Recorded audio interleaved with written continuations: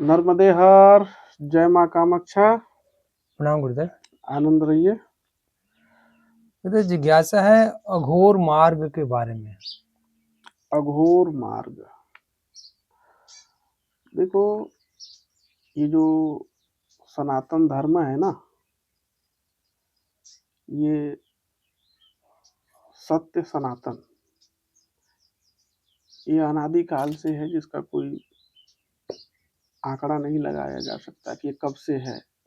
ठीक है, वेदों ने, शास्त्रों ने, क्योंकि जो सत्य है वह ईश्वर है, तो वो ईश्वर का बनाया हुआ एक मानव जीवन को जीने की पद्धतियां हैं।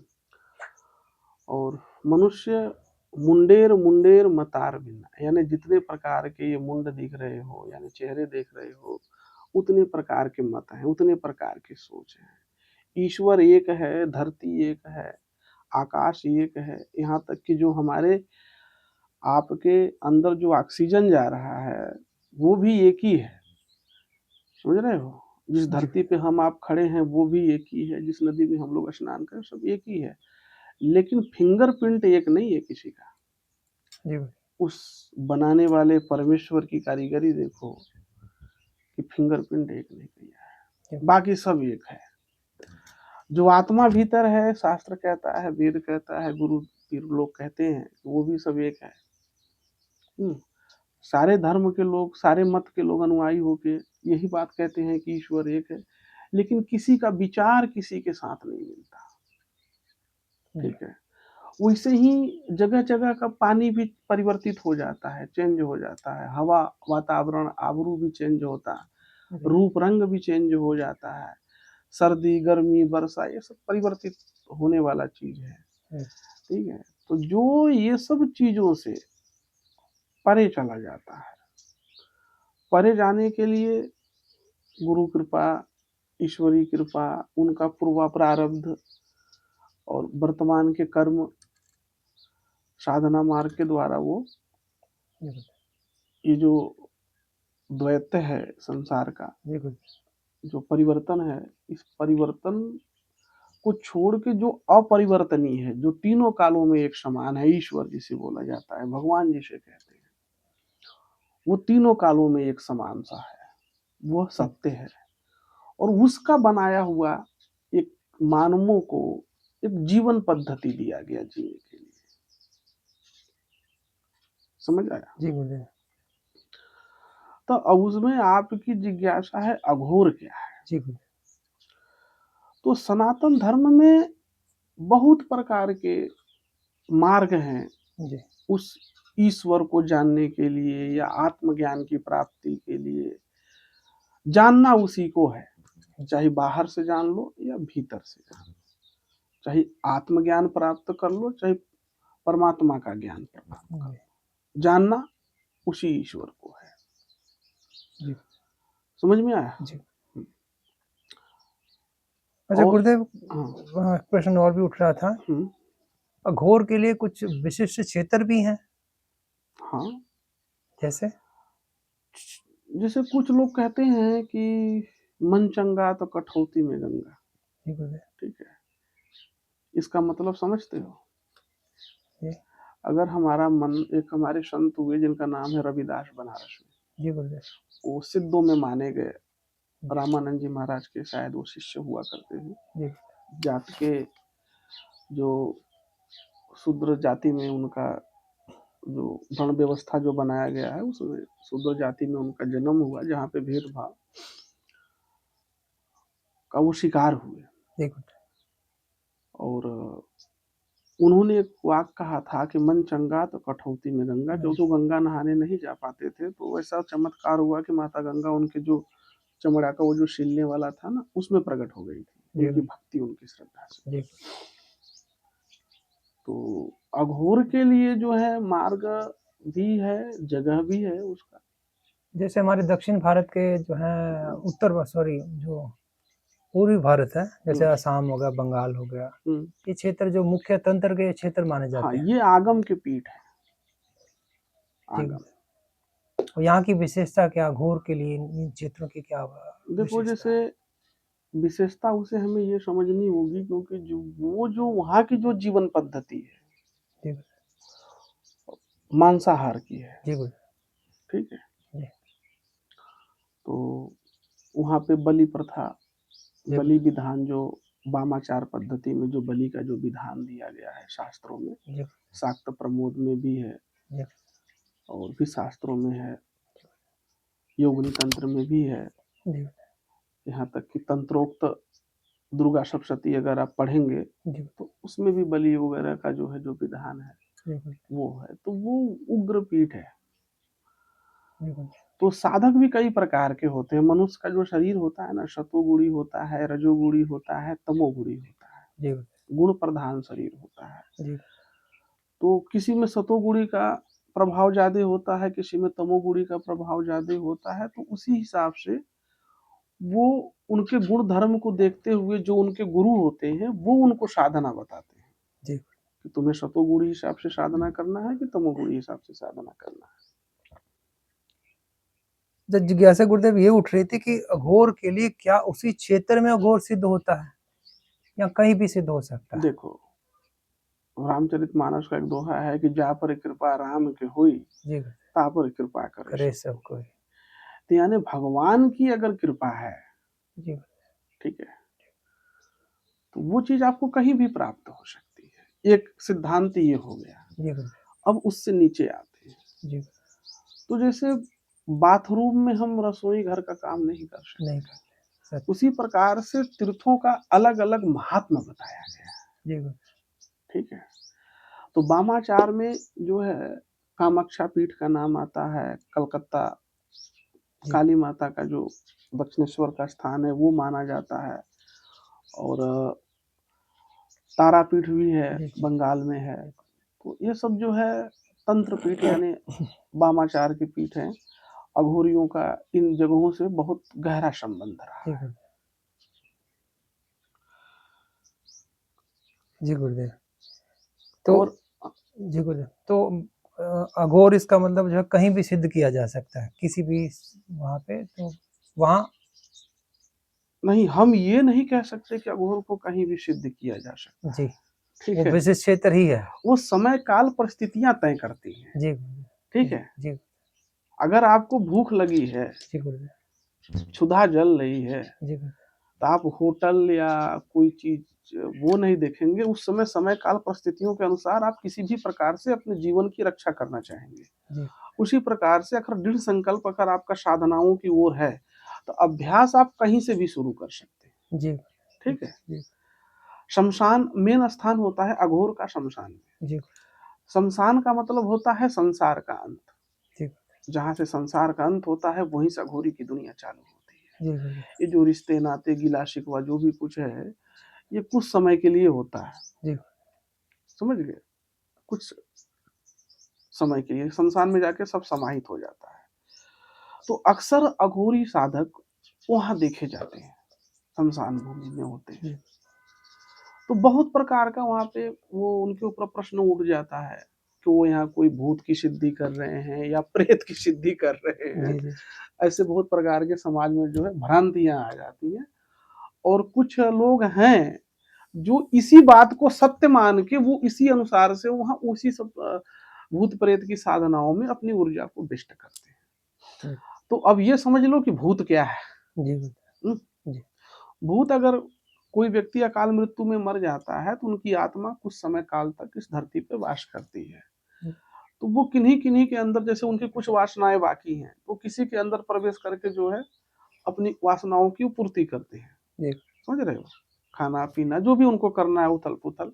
तो जैसे मान लो जो दत्ता का जो स्वभाव है, जी अगर इनके अंदर अगर नागेश्वर का स्वभाव दिखाई देने लगा तो आप क्या कहेंगे। तो ये नहीं है। ये नहीं है, जी ये ठीक है, हाँ जी वो नहीं है जो थे। जो ये थे। जी गुरुदेव या दत्ता के अंदर नागेश्वर के अंदर दत्ता का स्वभाव दिखाई देने लगे, मान लो दत्ता इस दुनिया में नहीं है, पूरा उनका कर्म व्यवहार सब कुछ वैसे ही होने लगे। दत्ता जैसा सिस्टम लग रहा हाँ, तो है। इसका मतलब ये है कि आत्मा, जी गुरुदेव ठीक है, जी वो आत्मा ही है। जी भूतकाल मतलब जो बीते हुए काल में जो वर्तमान में आ जाए, बीते हुए काल के व्यक्ति की विचारधारा, उसकी पावर, उसकी ऊर्जा, उसकी सोच अगर वर्तमान में स्थित हो जाती है तो उसी को भूत बोलते हैं। माने भूत वर्तमान में होता है। हाँ, नहीं समझे? जो भूत में गया हुआ वर्तमान में जैसे है मान वही। लो कि ये आदमी डेट कर गया, जी गुरुदेव। भूतकाल में चला गया ना, भूतकाल में चला गया। और वो आदमी आकर किसी रमेश के ऊपर जो है वो रमेश जो है उसी आदमी की तरह व्यवहार कर रहा है, जी गुरुदेव। उसी आदमी की तरह वो देखा जा रहा है, वो सब कुछ पूरे कर्म उसके स्वभाव उसी की तरह हो गए हैं। जी गुरुदेव। तो क्या क्या समझोगे आप? वो जो भूतकाल था वर्तमान हो गया। आ गया। जी तो यही है भूत, जी ठीक है। और इनमें कोई कोई जैसे है, ये आत्मज्ञान का ही साधन है। जी वो जो किसी भी आत्मा को मंत्रों के जरिए अगर हम बुलाते हैं जी गुरुदेव। तो उसमें अगर वो आत्मा अगर आती है तो उसमें आत्मज्ञान का ही मार्ग है। वो भूत के भी साधन में तुलसीदास जी को वो भूत ही ने ही जो है रास्ता बताया था भगवान का, जी गुरुदेव। ठीक है। तो वो भी एक साधना है, ऐसी बात नहीं है। मैं वो नहीं कहता कि वो अध्यात्म से और ईश्वर से दूर है, बस फर्क इतना है कि वो अज्ञानता में है, जी गुरुदेव। इसलिए वो भूत है। जी और जो ज्ञान में हो गया वो आत्मा हो गया। जी तो भूत जो यानी जिसको हम प्रेत पिशाच जो भी मतलब कई प्रकार के इनके इनके इनकी कैटेगरियां भी होती हैं। जैसे जी मनुष्यों में कैटेगरियां होती है ना, छोटा बड़ा मोटा ताजा, जी जी हाँ, जी ब्राह्मण क्षत्रिय शूद्र वैश्य, तो इससे उनमें भी कई प्रकार की कैटेगरियां होती हैं उसको, तो वो भी होते हैं। तो उन अदृश्य दुनिया से साधनाओं के द्वारा व्यक्ति संपर्क साध लेते हैं। जी गुरुदेव। हम्म, अगर आप तंत्र में दीक्षित होके अगर उस विधान से अगर आप साधना करोगे तो ये बात गलत नहीं है, ये सत्य है, जी गुरुदेव। ये भी होता है। लेकिन अघोर का जो है मेन मतलब जो होता है शमशान में रहने का, शमशान में एक उत्तम वैराग्य उत्पन्न होता है जी कुछ समय के लिए, जो कि हम अपने पूर्वजों को, अपने हमारे माता पिता भाई बहन बंधु जो भी मरते हैं जी गुरुदेव। या समाज के लोग मरते हैं, राजा रंग फकीर सब मरते हैं ना, तो वहां लगता है ये हम यार किस लिए झगड़ा कर रहे हैं, किसको अपना मान के बैठे हैं, संपत्ति के लिए कर रहे हैं, तो वो भी यहाँ नहीं गया साथ में। तो ऐसी विचारधारा वहां पे उत्पन्न हो जाती है। तो वहां पे एक उत्तम वैराग्य होता है। उस उद्देश्य से जो अघोर होता है वो शमशान में वास करता है। जी गुरुदेव। और तांत्रिक जो है कुछ समय काल परिस्थिति के अनुसार अपने निहित स्वार्थों के लिए वहां वो साधना करता है। जी गुरुदेव। उन प्रेत आत्माओं के द्वारा या किसी दैव वहां किसी अदृश्य शक्ति को वो उन क्रियाओं के द्वारा उन्हें बस में करके या उनसे वो कुछ अपने स्वार्थ का काम करवाता है, तो वो भी देखा जाता है। तो ज्यादातर लोग अघोर को तांत्रिक से जोड़ देते हैं। जी गुरुदेव। जी समझ गए हो? यही भ्रांति थी। यही भ्रांतियां हैं, जो कि जरूरी नहीं है कि एक ही स्थान पे दो रहने वाले लोग एक विचार के हों। अब जैसे यहाँ नर्मदा जी बहती हुई जा रही है, ठीक है। अब यहाँ पे मैं देखता हूँ तो कोई खेती कर रहा है, कोई पूजा कर रहा है, कोई उसमें गंदगी भी कर रहा है, कोई उन्हें माँ मान रहा है, कोई रिद्धि सिद्धि प्राप्त कर रहा है, कोई रेत बेच रहा है, कोई पत्थर बेच रहा है, कोई मछली बेच रहा है। हर सबका अपना अपना मत है। तो जरूरी नहीं है कि शमशान में रहने वाला या खोपड़ी रखने वाला वो अघोर हो। जी गुरुदेव। समझ गए?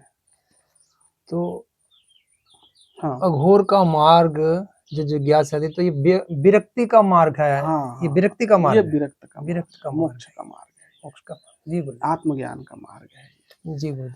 तो जिज्ञासा। अघोर में ऐसा नहीं है कि अघोर रूप भगवान शिव से चला हुआ है। जी और जहां तक हमने पढ़ा है वशिष्ठ जी गुरुदेव। को भी अघोर माना जाता है, क्योंकि वशिष्ठ को ब्रह्मज्ञानी माना जाता है। जी गुरुदेव।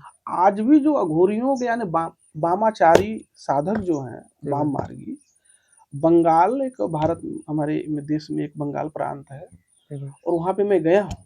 जी वहां पे वशिष्ठ की भी समाधि है, और वहां पे एक महान संत हुए जिनका नाम था वामदेव, यानी बामा खेपा लोग कहते हैं। जी गुरुदेव। बामा नाम उनका, ब्राह्मण कुल में उनका जन्म हुआ, जी और वो एक उच्च कोटि के वाम मार्गी साधक थे। जी बामा खेपा, खेपा मतलब होता है पागल, शायद यही होता है ना बंगाली भाषा में। जी। समझ में आई बात? ठीक। तो वो वहां उनका भी स्थान है और वशिष्ठ जी का भी स्थान है। तो हमने देखा है कि दोनों स्थानों पे बलि चढ़ते हुए मछली और मांस का भोग लगते हुए वशिष्ठ जी की भी समाधि पर और वामदेव की भी समाधि पर, शमशान में ही समाधियां हैं दोनों। हाँ। तो वो माँ तारा जो है वो 10 महाविद्या में एक दूसरी देवी है, काली के बाद तारा दूसरी, और उनके हाथ में जो है कैंची है, यानी वो कर्म बंधन को काट देती है। कर्म बंधन, चाहे वो वर्तमान के कर्म हो या भूत के कर्म हो या भविष्य के कर्म हो, वो सारे कर्मों को काटकर आपको ज्ञान की ओर ले जाती है। ठीक है, तो ये है। तो समय काल परिस्थितियों के अनुसार अब आते हैं अपन बनारस की ओर। बनारस में एक संत हुए हमारे ही परंपरा के, जिनका नाम था अघोराचार्य बाबा कीनाराम। जैसे शंकराचार्य होते हैं, सन्यासियों के आदि गुरु शंकराचार्य भगवान हैं, नाथ संप्रदाय के गुरु गोरखनाथ जी भगवान हैं, वैष्णव संप्रदाय के भी एक रामानंदाचार्य जी का जो रामानुजा संप्रदाय एक है, जो शायद दक्षिण भारत से चला हुआ ये संप्रदाय है। रामानुजाचार्य जी का जन्म दक्षिण भारत में हुआ है। तो उन्हीं के एक संत हुए हैं शिवराम दास जी महाराज।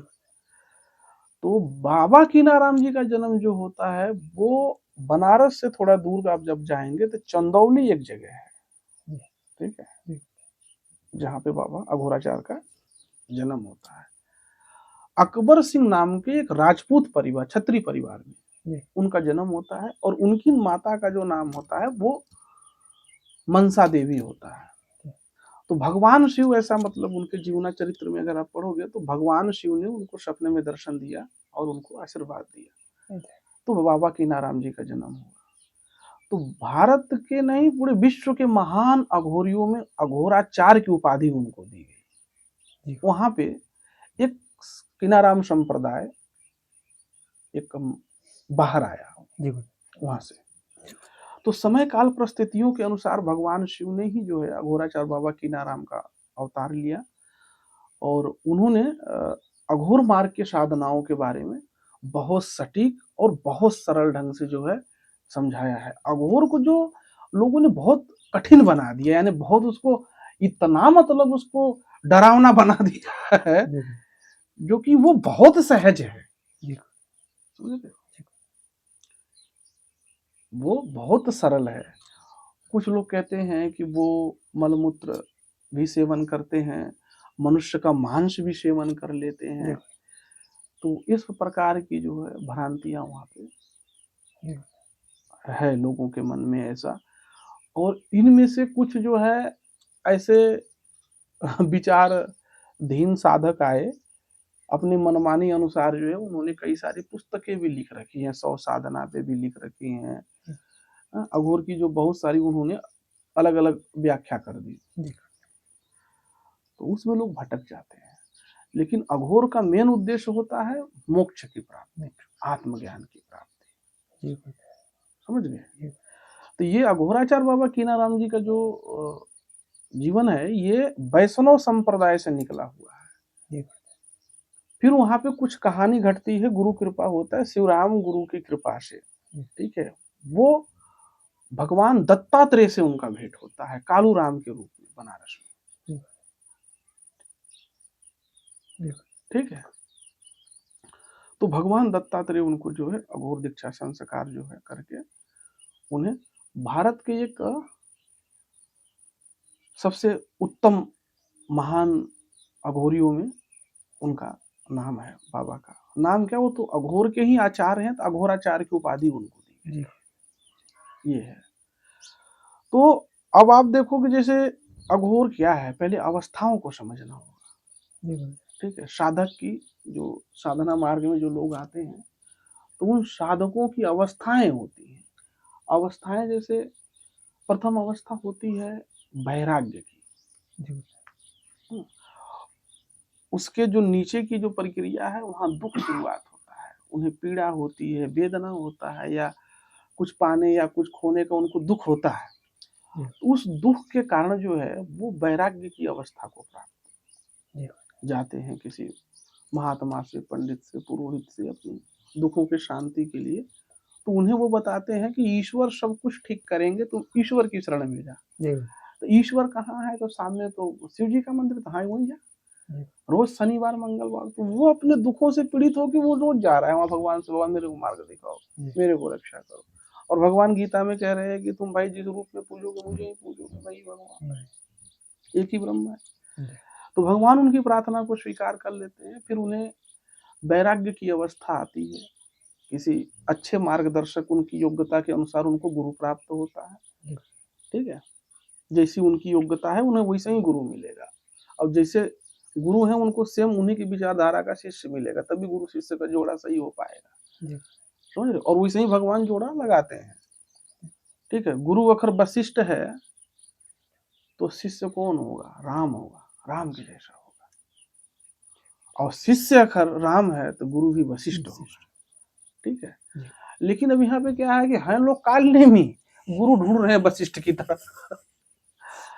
ठीक है, और ये दूसरा पक्ष भी है, यहाँ है गुरु जी ही काल नेमी और शिष्य ढूंढ रहे हैं राम की तरह। अच्छा हो, अच्छा हो। अच्छाई बाहर में नहीं होती, अच्छाई भीतर में होती है, स्वयं से होती है। तो ये सब जो है तो वैराग्य की अवस्था जब आती है, वैराग्य की अवस्था के बाद फिर उसके जीवन में आता है त्याग। तो वो त्याग करते हैं। गुरु जी बोलते हैं सब त्याग कर दो। तो त्याग करने का मतलब गुरु जी ये नहीं कहते कि तुम अपना घर छोड़ दो, अपना बीवी छोड़ दो, अपना बच्चा छोड़ दो, नहीं। तुम इस जगत को अपना मानना छोड़ दो। ये जगत तुम्हारा नहीं है, ये घर द्वार महल सोना अटारी। एक दिन मैं देखा, एक जगह एक बाबा जी के पास गए थे, तो उन्होंने 1 घंटा तो हमको रोक के रखा केवल सोने का चैन दिखाने के लिए। ठीक है, तो लेकिन वो उसमें आध्यात्मिक उपलब्धि नहीं है। तो ये सब चीजों को, अगर ये सब चीजें हैं तो इनको छोड़ो मत। मैं ये नहीं कहता कि सब फेंक दो, इनको अपना मानना बंद कर दो। यही उत्तम त्याग है। संसार के किसी भी चीज को अपना नहीं मानना, ये होती है त्याग की अवस्था। अब जब साधक त्याग की अवस्था को जब पार करता है, समझ में, तो उसे होता है फिर संन्यास। ठीक है, तो संन्यास का मतलब होता है कर्मों का नाश। न तो अच्छा करेगा न तो बुरा करेगा। ठीक, यानी अकर्ता के ऊपर निर्भर हो जाना। अच्छा, इसमें गुरुदेव जिज्ञासा है कि सन्यास होना माने सन्यासी के वस्त्र पहनना या सन्यास नहीं, कैसे?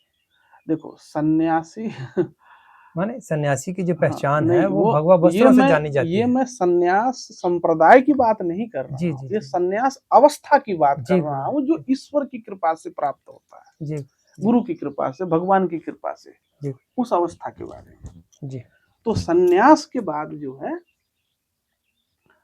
यानी कर्मों को नाश कर देना, सन्यासी हो गया। इस अवस्था की सीमा को साधक जब पार करता है तब होता है वो अवधूत। अवधूत जो है बहुत आनंद की अवस्था है, भगवान विष्णु की अवस्था है, जो हमेशा आनंद में लेटे रहते हैं। संसार का माया जो है भगवान महालक्ष्मी, उनके चरणों में बैठ के जो है वो मंद मंद मुस्कुराते रहते हैं, आनंद में रह के हर रूप रंग का भोग करते हुए भी भोगों से परे भगवान आनंद लेते हैं दुनिया का। वो होता है अवधूत अवस्था। बहुत कम साधु, हम जब 12 ज्योतिर्लिंग की यात्रा में थे तो 1 2 5 महात्मा हमको ऐसे मिले जो उस अवस्था में थे। और उसके बाद फिर साधक की स्थिति आती है परमहंस। परमहंस मतलब नाम का नहीं। आज तो बहुत लोग जैसे लगा देते हैं, कोई अघोरी कोई परमहंस, तो चलो भाई एक परंपरा चल दिया, परमहंसों की एक परंपरा चल दी, अघोर हैं हम। ठीक है, तो चलो ये भी अघोरों की परंपरा चल रही। ठीक है, लेकिन अघोर हैं हम और अघोर होना, दोनों में धरती और आसमां का अंतर है।